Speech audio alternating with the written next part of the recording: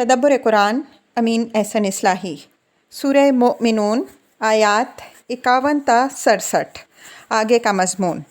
آگے یہ واضح فرمایا کہ اللہ تعالیٰ نے ان تمام رسولوں کو ایک ہی دین دیا، لیکن ان کی امتوں نے اس دین کو ٹکڑے ٹکڑے کر کے رکھ دیا اور اب جس کے پاس جو کچھ ہے اسی میں مگن ہے، اس کے خلاف کچھ سننے اور سمجھنے کے لیے تیار نہیں۔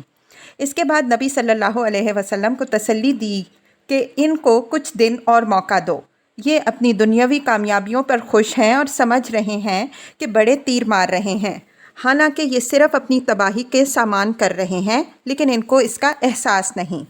اصلی فتوحات دراصل وہ لوگ حاصل کر رہے ہیں جو آج خدا سے ڈرتے اور اس کی آیات پر ایمان لا رہے ہیں۔ بے شک یہ بازی جیتنے والے لوگ ہیں۔ رہے یہ برخود غلط لوگ تو جلد وہ دن آنے والا ہے جب یہ اپنی بدبختی پر اپنے سر پیٹیں گے، لیکن کسی طرف سے ان کی کچھ سنوائی نہ ہوگی۔ اس روشنی میں آیات کی تلاوت فرمائیے۔ اعوذ باللہ من الشیطان الرجیم، بسم اللہ الرحمن الرحیم۔ یا ایہا الرسل کلوا من الطیبات واعملوا صالحا انی بما تعملون علیم۔ وَإِنَّ هَٰذِهِ أُمَّتُكُمْ أُمَّةً وَاحِدَةً وَأَنَا رَبُّكُمْ فَاتَّقُونِ۔ فَتَقَطَّعُوا أَمْرَهُم بَيْنَهُمْ زُبُرًا كُلُّ حِزْبٍ بِمَا لَدَيْهِمْ فَرِحُونَ۔ فَذَرْهُمْ فِي غَمْرَتِهِمْ حَتَّىٰ حِينٍ۔ أَيَحْسَبُونَ أَنَّمَا نُمِدُّهُم بِهِ مِن مَّالٍ وَبَنِينَ نُسَارِعُ لَهُمْ فِي الْخَيْرَاتِ بَل لَّا يَشْعُرُونَ۔ إِنَّ الَّذِينَ هُم مِّن خَشْيَةِ رَبِّهِم مُّشْفِقُونَ وَالَّذِينَ هُم بِآيَاتِ رَبِّهِمْ يُؤْمِنُونَ وَالَّذِينَ هُم بِرَبِّهِمْ لَا يُشْرِكُونَ وَالَّذِينَ يُؤْتُونَ مَا آتَوا وَقُلُوبُهُمْ وَجِلَّةٌ أَنَّهُمْ إِلَىٰ رَبِّهِمْ رَاجِعُونَ۔ أُولَٰئِكَ يُسَارِعُونَ فِي الْخَيْرَاتِ وَهُمْ لَهَا سَابِقُونَ۔ وَلَا نُكَلِّفُ نَفْسًا إِلَّا وُسْعَهَا وَلَدَيْنَا كِتَابٌ يَنطِقُ بِالْحَقِّ وَهُمْ لَا يُظْلَمُونَ۔ بَلْ قُلُوبُهُمْ فِي غَمْرَةٍ مِّنْ هَٰذَا وَلَهُمْ أَعْمَالٌ مِّن دُونَ ذَٰلِكَ هُمْ لَهَا عَامِلُونَ۔ حَتَّىٰ إِذَا أَخَذْنَا مُتْرَفِيهِم بِالْعَذَابِ إِذَا هُمْ يَجْأَرُونَ۔ لَا تَجْرَعُوا الْيَوْمَ إِنَّكُم مِّنَّا لَا تُنصَرُونَ۔ قَدْ كَانَتْ آيَاتِي تُتْلَىٰ عَلَيْكُمْ فَكُنتُمْ عَلَىٰ أَعْقَابِكُمْ تَنكِصُونَ مُسْتَكْبِرِينَ بِهِ سَامِرًا تَهْجُرُونَ۔ ترجمہ۔ اے رسولو، پاکیزہ چیزیں کھاؤ اور نیک عمل کرو، جو کچھ تم کرو گے میں اس سے اچھی طرح واقف ہوں، اور یہ تمہاری امت ایک ہی امت ہے اور میں تمہارا رب ہوں، تو مجھ سے ڈرتے رہو۔ پس امتوں نے اپنے دین کو اپنے درمیان ٹکڑے ٹکڑے کر ڈالا، اب ہر گروہ اسی میں مگن ہے جو اس کے پاس ہے، تو ان کو ان کی سرمستی میں کچھ دن چھوڑو۔ کیا یہ سمجھتے ہیں کہ ہم جو ان کے مال و اولاد میں اضافہ کر رہے ہیں تو ان کے لیے بھلائی میں اضافہ کر رہے ہیں؟ بلکہ ان کو اصل حقیقت کا احساس نہیں ہو رہا۔ بے شک وہ لوگ جو اپنے رب کی خشیت سے ہر وقت ترساں ہیں، اور وہ لوگ جو اپنے رب کی آیات پر ایمان لاتے ہیں، اور وہ لوگ جو اپنے رب کا کسی کو شریک نہیں ٹھہراتے، اور وہ لوگ جو دیتے ہیں تو جو کچھ دیتے ہیں اس طرح دیتے ہیں کہ ان کے دل ڈرتے ہوئے ہوتے ہیں کہ انہیں اللہ کی طرف پلٹنا ہے۔ یہ لوگ ہیں جو بھلائیوں کی راہ میں سبقت کر رہے ہیں اور وہ ان کو پا کر رہیں گے، اور ہم کسی جان پر اس کی طاقت سے زیادہ بوجھ نہیں ڈالتے، اور ہمارے پاس ایک رجسٹر ہے جو بالکل ٹھیک ٹھیک بتا دے گا اور ان کی ذرا حق تلفی نہ ہوگی، بلکہ ان لوگوں کے دل اس چیز سے غفلت میں پڑے ہوئے ہیں اور ان کے کچھ اور مشاغل ان کے ماسوا ہیں، یہ انہی میں پڑے رہیں گے، یہاں تک کہ جب ہم ان کے مترفین کو عذاب میں پکڑیں گے تو وہ آہو فریاد کریں گے۔ اب آہو فریاد نہ کرو، اب ہماری طرف سے تمہاری کوئی مدد نہیں ہوگی۔ جب ہماری آیتیں تم کو سنائی جاتی تھیں تو تم پیٹھ پیچھے بھاگتے تھے، گھمنڈ کرتے ہوئے گویا کسی افسانہ گو کو چھوڑ رہے ہو۔ الفاظ کی تحقیق اور آیات کی وضاحت۔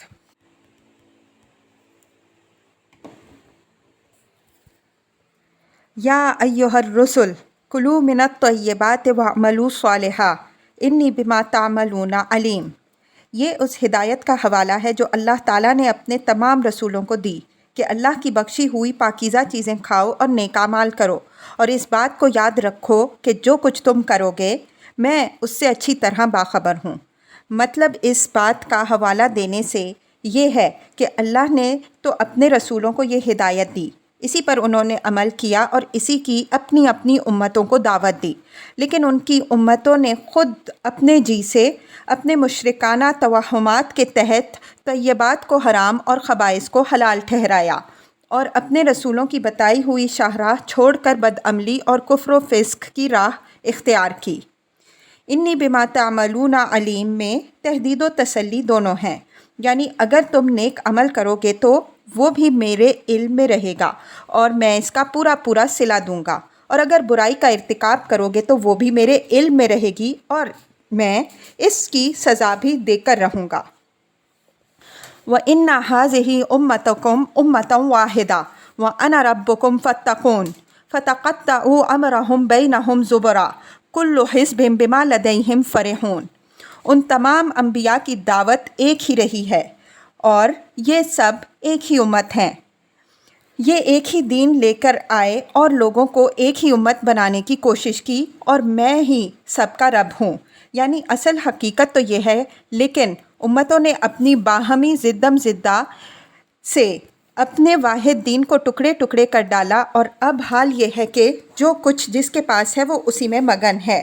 بعینیہ یہی بات تمام انبیاء علیہم السلام کی دعوت کا حوالہ دینے کے بعد سورہ انبیاء میں یوں فرمائی گئی ہے، اِنَّ هَٰذِهِ أُمَّتُكُمْ أُمَّةً وَاحِدَةً وَأَنَا رَبُّكُمْ فَاعْبُدُونِ وَتَقَطَّعُوا أَمْرَهُمْ بَيْنَهُمْ۔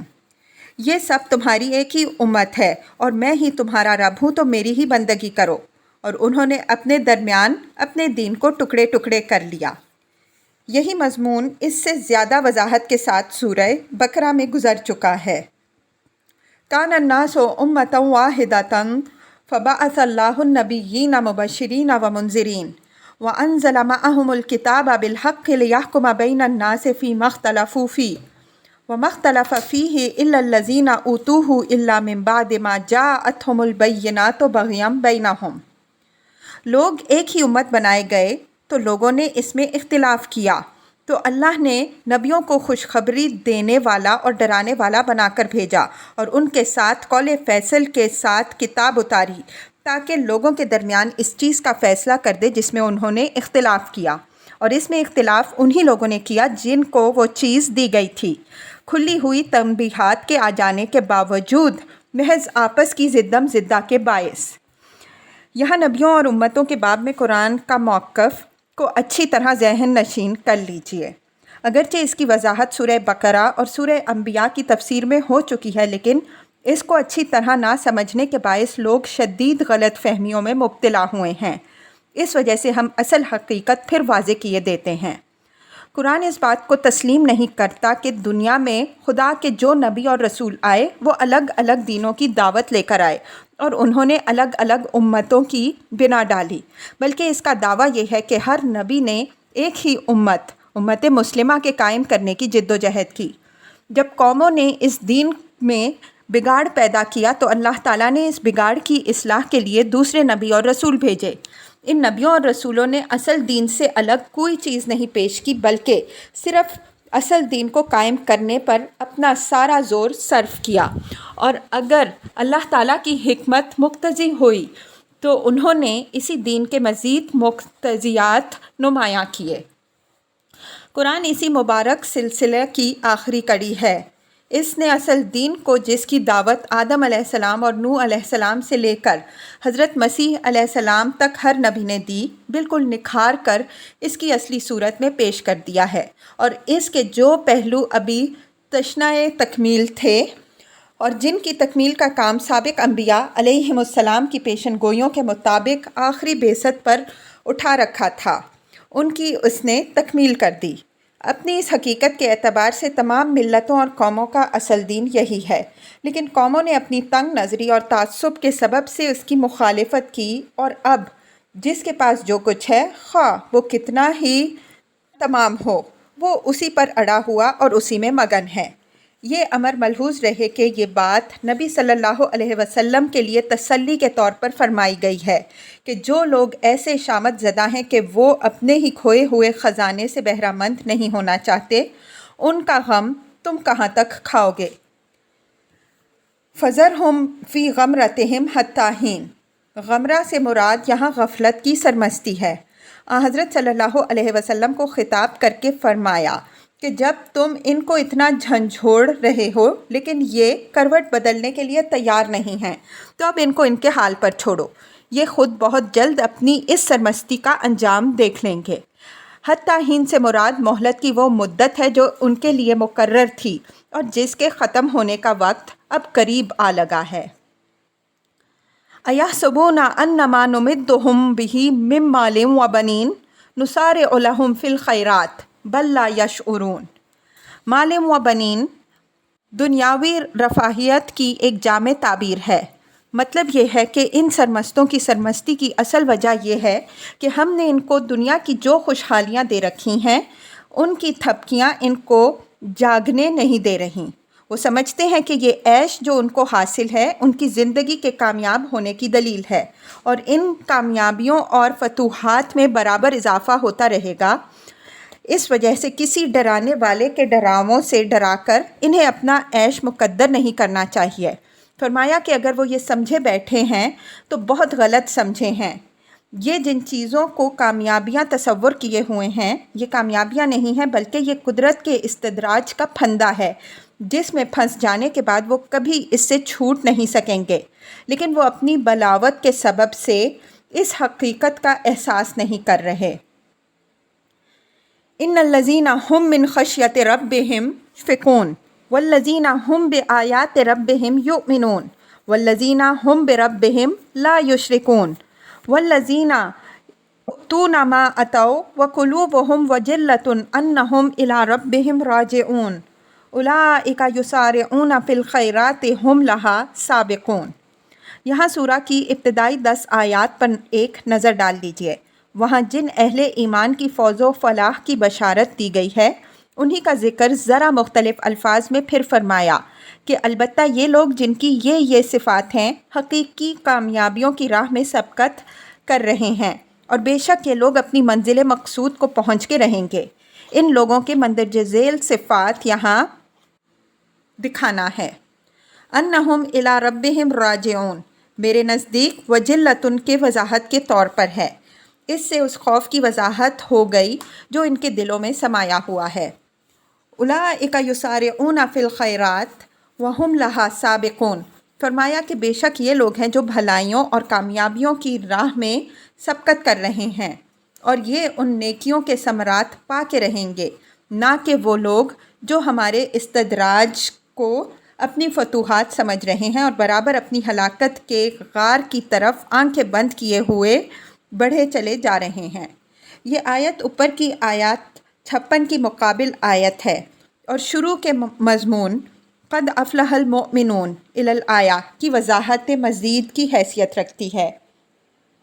یہاں دونوں آیتوں کے اسلوب بیان کے اس فرق پر بھی نگاہ رہے کہ اوپر تو فرمایا کہ نسارع لہم فی الخیرات، یہ عیش دنیا کے متوالے اس مغالطہ میں ہیں کہ ان کے مال و اولاد میں ہم جو اضافے پر اضافہ کر رہے ہیں یہ ان کے لیے خیر میں اضافہ کر رہے ہیں، اور ان اہل ایمان کے باب میں فرمایا کہ اولئک یسارعون فی الخیرات، بے شک یہ لوگ ہیں جو بھلائیوں کی راہ میں سبقت کر رہے ہیں اور یہ اپنی بازی جیتیں گے۔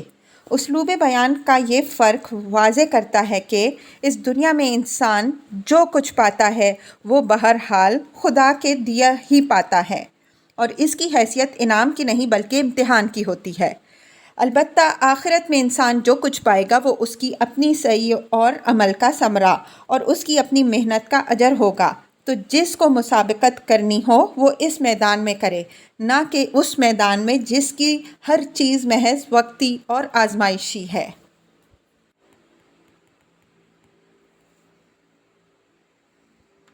وَلَا نُكَلِّفُ نَفْسًا إِلَّا وُسْعَهَا وَلَدَيْنَا كِتَابٌ يَنطِقُ بِالْحَقِّ وَهُمْ لَا يُظْلَمُونَ۔ یہ بطور جملہ معترضہ اہل ایمان کے لیے اسی طرح کی بشارت اور تسلی ہے جس طرح کی بشارت بقرہ کی آخری آیت میں گزری ہے، یعنی ہر چند ہے تو یہ امتحان سخت، لیکن اہل ایمان اطمینان رکھیں کہ ہم اپنی راہ میں مسابقت کرنے والوں کو کسی ایسے امتحان میں نہیں ڈالتے جو ان کی طاقت سے زیادہ ہو، اور یہ اطمینان بھی رکھیں کہ وہ ہماری راہ میں جو مشقت بھی جھیلیں گے، خواہ وہ چھوٹی ہو یا بڑی، وہ ہمارے پاس ایک رجسٹر میں درج ہوتی ہے۔ وہ رجسٹر جزائے اعمال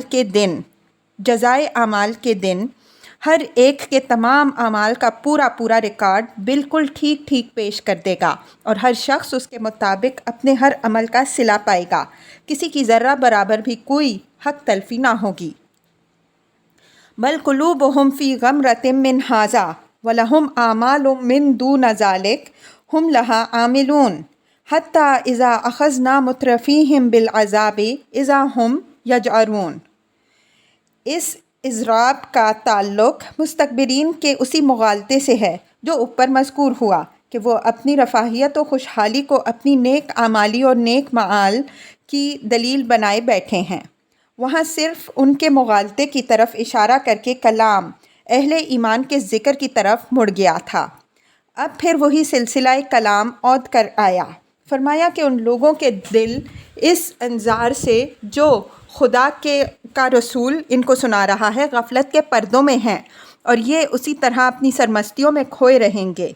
اہل ایمان کے جو اعمال آیت 57 سے 60 میں مذکور ہوئے ہیں ان کے اندر ان کے لیے کوئی کشش نہیں، ان کی دلچسپی کے اعمال کچھ اور ہیں اور وہ انہی میں منہمک رہیں گے، یہاں تک کہ جب خدا کا عذاب ان کو دبوچ لے گا تب وہ فریاد کریں گے، لیکن اس وقت ان کی فریاد کرنا بالکل بے سود ہوگا۔ جارا یجیرو کے معنی تضرع دزاری کرنے کے ہیں، اور مترفین مالداروں اور خوشحالوں کو کہتے ہیں۔ وہ عذاب الہی جو رسول کے انذار کے نتیجے میں آتا ہے وہ اصلاً مترفین ہی کے لیے آتا ہے، اس لیے کہ رسول کے انذار سے اصلی قد انہیں ہی ہوتی ہے۔ اسی وجہ سے فرمایا اخذنا مترفیہم بالعذاب، لیکن ضمناً اس کی لپیٹ میں وہ لوگ بھی آ جاتے ہیں جو مترفین کے طبقے سے تو نہیں ہوتے لیکن اپنی شامت اعمال سے اعلی کار انہی کے بن جاتے ہیں۔ اس وجہ سے جس طرح گندم کے ساتھ گھن پس جاتا ہے اسی طرح اپنے سرپرستوں کے ساتھ وہ بھی پس جاتے ہیں۔ لا تجرؤا اليوم انکم منا لا تنصرون قد کانت آیتی تتلی علیکم فکنتم علی اعقابکم تنکصون، یعنی اس وقت ان کی فریاد کا جواب ہماری طرف سے یہ ہوگا کہ اب ہمارے آگے رونے گڑ گڑانے کا وقت گزر چکا، اس کا موقع پہلے تھا، لیکن اس وقت تو تمہاری رعونت کا حال یہ تھا کہ جب ہماری آیات انذار تم کو سنائی جاتی تو تم پیٹھ پیچھے جاگتے اور ہمارے رسول کی کوئی بات سننے کے لیے تیار نہ ہوتے۔ تو اب اپنی ضد کا انجام بھگتو، اب ہماری طرف سے اپنے لیے کسی خیر کی امید نہ رکھو اور کوئی دوسرا بھی آج ہمارے مقابل میں تمہاری کوئی مدد نہ کر سکے گا۔ فرعون کی سرگزشت میں بھی بعینیہ یہی بات مذکور ہوئی۔ وہ جب طوفان کی لپیٹ میں آ گیا تو چلایا کہ میں موسیٰ و ہارون علیہم السلام کے رب پر ایمان لایا، لیکن اس کا یہ اقرار ایمان درخور اعتنا نہیں ٹھہرا، بلکہ اس کو جواب ملا کہ اب ایمان لائے۔ ایمان لانے کا وقت پہلے تھا جب تم نے نافرمانی کی۔ پیچھے ہم اس امر کی طرف اشارہ کر چکے ہیں کہ بات قولاً بھی ہو سکتی ہے اور صورتحال کی تعبیر بھی۔ مستکبرین بہ سامرا تہجرون۔ اس آیت کی تالیف کلام اور اس کی تعویل میں ہمارے مفسرین کو بڑا اضطراب پیش آیا ہے۔ ان کے اقوال نقل کرنے اور ان پر تنقید کرنے میں بڑی طوالت ہوگی، اس وجہ سے ہم صرف اپنی رائے پیش کرتے ہیں۔ استکبار کے بعد بے اس بات کا قرینہ ہے کہ یہ لفظ یہاں استہزاء کے مفہوم پر متضمن ہے۔ اس کی مثالیں پیچھے گزر چکی ہیں۔ بہ کی ضمیر مجرور کا مرجع مفسرین کے ایک گروہ نے لفظ آیات کو قرار دیا ہے جو اوپر والی آیت میں مذکور ہے، اور اس کو علی سبیل التاویل ذکر اور کتاب کے مفہوم میں لیا ہے، اگرچہ یہ بات عربیت کے خلاف نہیں۔ آیت، کتاب، ذکر اور رسول متبادل الفاظ کی حیثیت سے قرآن میں استعمال ہوئے ہیں، لیکن ہمارے نزدیک اس تکلف کی ضرورت نہیں۔ بسا اوقات ضمیر کا مرجع یا اسم اشارہ کا مشار الیہ الفاظ میں مذکور نہیں ہوتا بلکہ فحوائے کلام سے متبادر ہوتا ہے اور اس کا تعین قرینہ کرتا ہے۔ قرآن اور کلام عرب دونوں میں اس کی نظیریں موجود ہیں۔ اس کی متعدد مثالیں اس کتاب میں پیچھے گزر چکی ہیں اور آخری گروپ کی صورتوں میں اس کی نہایت بلیغ مثالیں آئیں گی۔ اس وجہ سے ہمارے نزدیک اس ضمیر کا مرجع رسول ہے، جس کی تکذیب اور جس کے ساتھ احزاء کے عواقب اس سورہ میں زیر بحث ہیں اور جس کی تلاوت آیات قد کانت آیتی تتلی علیکم میں مذکور ہے۔ سامرن کے معنی افسانہ خواں اور قصہ گو کے ہیں، اور تہجرون کا مفعول بھی ہو سکتا ہے، اور اگر اس کو ضمیر مجرور سے حال مانے جب بھی کوئی قباحت نہیں ہے۔ مجرور سے حال پڑھنے کی متعدد مثالیں اس کتاب میں ہم پیش کر چکے ہیں۔ تہجرون اپنے بالکل معروف معنی تم چھوڑتے تھے میں استعمال ہوا ہے، اس کو اس کے معروف معنی سے ہٹانے کی ضرورت نہیں۔ اگر اس تالیف کلام پر آپ کو اطمینان ہے تو لا تجأروا اليوم سے لے کر یہاں تک جو بات فرمائی گئی ہے وہ سادہ الفاظ میں یوں ہے کہ اب رو یا چلاؤ، اس سے کچھ حاصل نہیں۔ اب نہ ہمارے ہاں تمہاری کچھ سنوائی ہے اور نہ کوئی دوسرا ہی تم کو ہم سے چھڑا سکتا ہے۔ ہماری خوشنودی حاصل کرنے کا وقت وہ تھا جب ہمارے رسول کی زبانی تم کو ہماری آیات سنائی جا رہی تھیں، لیکن اس وقت تمہاری بد دماغی کا حال یہ تھا کہ تم نہایت تکبر کے ساتھ اس کا مذاق اڑاتے ہوئے اس طرح اس سے کتراتے تھے کہ گویا وہ کوئی افسانہ گو اور قصہ خواں ہے جس کی بات تمہارے نزدیک درخور اعتنا نہیں۔ یہ امر یہاں ملحوظ رہے کہ نبی صلی اللہ علیہ وسلم قریش کے مترفین کو پچھلی قوموں کی جو سرگزشتیں سناتے ان سے وہ سبق لینے کے بجائے آپ صلی اللہ علیہ وسلم کا مذاق اڑاتے اور اپنے عوام کو ورغلاتے کہ اس شخص کے پاس ہے کیا، پچھلی قوموں کی کچھ حکایتیں ہیں جن کو یہ سناتا پھر رہا ہے۔ ان ہوا الا اساطیر الاولین۔